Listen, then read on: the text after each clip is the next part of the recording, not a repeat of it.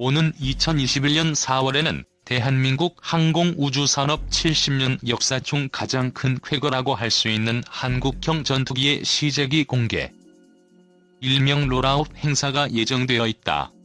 항공우주산업의 후발주자로서 후진국 수준을 면치 못했던 대한민국이 KT-1 기본훈련기, T-50 고등훈련기, KUH-1 수리온 헬기에 이어 현대무기체계 중 가장 고도의 기술력이 요구되는 전투기를 우리 손으로 직접 디자인하고 생산한다는 것은 이제 한국의 항공우주산업이 세계적인 수준으로 올라섰다는 것을 증명한 것과 같다. 그러나 롤아웃한 KF-X 전투기 앞에는 지금까지보다 더욱 큰 고난과 역경이 기다리고 있다. 세계 각국의 항공우주산업 역사를 돌아보면 야심차게 자국산 전투기 개발을 추진하다가 고꾸라진 다음 영원히 독자 모델 개발을 포기하거나 심지어는 항공우주산업의 기반이 무너진 사례도 흔하기 때문이다. 가령 1950에서 60년대의 이집트, 아르헨티나, 캐나다, 인도는 2차 세계대전 때 독일의 제트기 연구 과학자를 초청하거나 영국은 미국과 공동 개발을 시도하여 국산 제트 전투기를 제작하려고 했다. 이들 모두 시제 비행기를 만드는 데 성공했으나 시제기 제작 이후 프로젝트를 취소하거나 소수만 양산하며 결국 실패했다. 이 나라들은 모두 2차 세계대전 이후 변화하는 국제정세에 맞춰 과학기술력이 크게 발전하였으나 엔진 등 핵심 부품에 대한 공급 부족, 공동개발 파트너의 비협조, 그리고 검증된 우회산 전투기를 선호하는 군에 의해 좌절했고 양산에 겨우 성공한 전투기들도 성능 부족으로 수출에 실패했다. 이렇게 과거 다른 나라들의 국산 전투기 개발 실패에서 우리가 얻을 수 있는 교훈은 크게 두 가지이다. 첫 번째는 탈만한 비행기를 만드는 것, 즉 군용 항공기로서의 기본적인 감항 인증을 검증하여 KF-X가 전투 중 안전하게 임무를 수행할 수 있는 것을 철저하고 자세하게 증명하는 것이다. 이 부분에서 한국은 그간의 항공기 개발 과정에서 충분한 노하우와 데이터를 쌓았건 고민거리는 아니지만 고등훈련기보다 더욱더 격렬한 기동을 하고 더 무거운 무장을 달아야 하는 전투기의 특성상 안심하긴 어렵다. 다행히도 한국 항공산업과 대한민국 공군은 그야말로 뼈를 깎는 노력을 통해 세계 최고 수준의 시험비행 조종사와 테스트 시스템을 마련했기 때문에 조종사들이 KF-X의 안정성을 믿고 전투에서 목숨을 맡길 수 있는 신뢰성을 마련할 수 있다고 확신한다. 하지만 더 크고 중요한 두 번째 문제는 사고 싶은 비행기를 만드는 것이다. 검증되고 신뢰받는 제품만 인기를 얻는 냉혹한 전투기 시장에서 KF-X의 수출 경쟁력을 확보하고 또 KF-X가 한국 공군의 핵심 전투력으로 자리 잡기 위해서는 부단한 연구와 투자가 필요하다. 전투기에 장착할 무장은 그냥 파일론에 붙인다고 끝나는 것이 아니라 항공기 장착 및 분리 안정성, 장착 적합성, 전자파 간접 및 적합성 등 수많은 고려 요소를 반영하고 많은 테스트로 이를 검증해야 하는 몇 년이 걸리는 복잡한 절차가 필요하다. KF-X가 경쟁할 해외 전투기들은 이미 이런 테스트를 거친 다양한 무장이 이미 통합되어 있기 때문이다. 그렇다고 해서 단순히 돈과 시간을 무작정 들여 많은 종류의 무장을 통합하는 것도 쉬운 일이 아니다.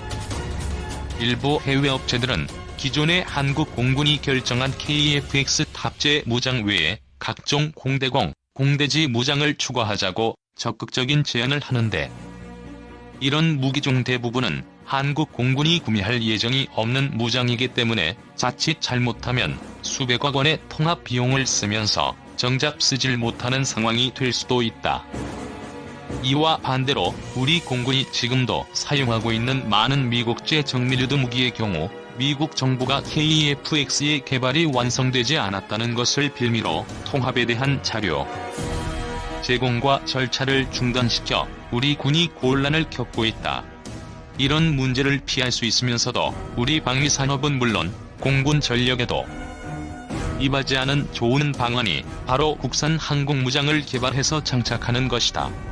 실제로 LIG-X1이 개발한 KGB 유도 폭탄의 경우 국내 독자적으로 전투기에 통합을 진행해서 비용도 아끼고 이미 단종된 구형 전투기에도 통합할 수 있어서 공군의 공대지 작전 능력이 크게 향상된 일거양득의 효과를 보는 데 성공했다. 물론 이런 국산 무장의 장점에 대해서 당연히 우리 국방부도 잘 알고 있다. KEFX의 개발에 발맞추어 국방과학연구소가 LIG-X1과 탐색 개발을 수행 중인 장거리 공대지 유도탄이 그것이다. ADD와 LIG-X1이 만든 ALCM은 한국 공군이 이미 운용 중인 KEPD-350K 타우러스보다 약간 작은 크기로 지하관통 특수탄두와 정밀유도 항법 장치를 사용하여 적지하게지의 환풍구나 지휘소 건물의 창문을 맞출 수 있는 정확성을 목표로 하고 있다. 이런 특징으로 인해 ALCM은 먼 거리의 깊숙이 자리 잡은 적의 지휘부나 지하시설을 공격할 수 있는 강력한 능력으로 북한의 중요 시설 공격에 위력을 발휘할 뿐만 아니라 여러 나라가 관심을 가져 KEFX의 강력한 수출 경쟁력을 갖출 핵심 아이템이라고 할 수 있다. 문제는 현재 ALCM 사업이 논란 속에 조기 전력화가 어렵다는 것이다. 간단히 말하자면 개발 방식에 대해서 ADD와 국방부, 방위산업체들이 서로 다른 의견을 내고 있고 이 와중에 해외 업체가 공대지 유도탄 기술 협력 생산을 제한하는 등 교통정리가 필요한 상황이다. ALCM의 미사일 자체에 관한 기술은 대부분 확보되었지만 ALCM과 전투기의 임무 컴퓨터와 통합하여 정밀한 작전 계획과 표적 정보를 옮기는 통합 작업에 대한 경험이 없다. 게다가 ALCM에는 마치 비행기와 같은 터보제트 엔진과 활공 날개, 연료 탱크와 정밀 항법 장비를 갖춰 복잡하고 가격이 매우 비싼 편이다.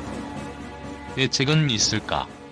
가장 우선적인 대책은 무엇보다 방위사업청과 ADD, 국방부와 탐색개발업체가 머리를 맞대어 최선의 해결책을 찾아야 하겠지만 또 다른 대안을 생각해 볼 여지가 있다. 바로 공대지 탄도탄이다. 공대지 탄도탄은 공군 및 ADD가 KEFX의 차세대 무장으로 연구 중이지만 아직 구체적 논의가 진행되지 않은 무기체계다. 2019년 ADD는 한 학회에 공대지 탄도탄의 개발 가능성에 대한 짧은 논문을 발행한 바 있고 같은 해 10월 열린 항공우주 심포지엄에서도 KEFX의 미래 무장으로 언급되기도 했다. 다만 ADD는 ALCM 미사일보다 공대지 탄도탄이 더 기술력이 낮다고 발표했는데 이것은 관련 기초기술 연구가 아직 미진하고 ALCM과 달리 실용화에 성공한 국가가 이스라엘과 러시아뿐이라 해외 기술 도입이 어렵기 때문이다. 하지만 공대지 탄도탄은 기술적 측면에서 보면 ALCM보다 훨씬 기술적 장벽이 낮으면서도 강력한 잠재력과 능력을 갖추고 있다. 탄도탄의 경우 ALCM보다 유도 방식이 훨씬 간단하며 현재 한국 육군이 운영 혹은 개발 중인 현무이 탄도 미사일 KTSSM 미사일의 유도 장비를 거의 그대로 가져다 쓸 수 있다. 탄두 역시 복잡한 이중구조 탄두가 필요해 기술적 장벽이 높은 ALCM과 달리 역시 기존 탄도탄의 탄두를 그대로 적용해도 강력한 지하 관통 능력을 갖출 수 있다. 이것은 탄도탄의 장점인 빠른 속도가 공대지 탄도탄에도 그대로 적용되어 마하 2 이상, 개발 내용에 따라서는 마하 4 이상의 준극초음속 수준의 속도를 낼 수 있기 때문이다. 워낙 빨라서 적이 움직이기 전에 타격할 수 있고 지하 표적도 깊게 파고들 수 있는 셈이다. 이 때문에 실제로 공대지 탄도탄 개발에 성공한 국가들은 자신들이 가진 지대지 탄도탄을 비교적 빠른 속도로 개조 개발하는 데 성공했다. 러시아가 이스칸데르 미사일을 개조한 킨잘 미사일, 이스라엘 IAI의 램페이지 미사일, 이스라엘 라파엘 사이락 미사일이 바로 그것인데 세 가지 미사일 모두 기존 미사일을 모두 간단하게 개조해서 개발 기간은 물론 가격까지 절감했다. 탄도미사일의 경우 워낙 속도가 빠르고 원래 발사 시 큰 충격을 받도록 설계되어 있어 항공기에 장착해도 큰 문제가 없었기 때문이다. 공대지 탄도탄이 가진 또 하나의 장점은 통합 과정을 단순하게 줄일 수 있다는 점이다. ALCM은 적어도 비행을 위해서 정밀한 전자지도에 매우 복잡한 초저고도 비행 경로를 설정하고 목표 표적의 영상 정보를 미사일에 입력해야 한다.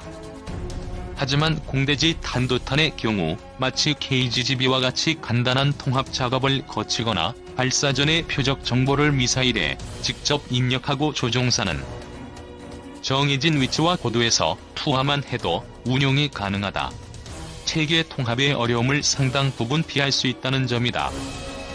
다행히도 KF-X에는 쌍방 중형 전투기인 만큼 공대지 탄도탄을 장착할 무장 능력도 충분하다. 이미 한화는 KF-X의 파일론에 여유있게 장착 가능한 중량의 1000무-2 미사일을 상당 부분 개발했고 5톤의 KTSSM 미사일도 타우러스 미사일과 중량이 비슷해 장착이 가능한 무게를 가지고 있다. 경쟁사인 LIG 닉스-1 역시 항공기용 공대지 탄도탄을 개발할 수 있는 기반 기술을 이미 확보했기 때문에 정책적 결정만 이루어진다면 매우 짧은 시간 내에 국내 업체들의 경쟁이 시작될 수 있으리라고 본다. KF-X는 강력한 쌍발 엔진을 가져 무장 탑재량과 기동성이 우수하고 상당한 스텔스 성능을 갖추었지만 대량 생산된 4세대 전투기들과는 가격 경쟁에서 불리하고 우수한 성능의 5세대 전투기와는 성능 면에서 부족한 면이 있는 한계가 있다. KF-X가 이런 한계를 오히려 기회로 바꾸는 혁신적 고려와 정책 결정이 이루어지길 바란다.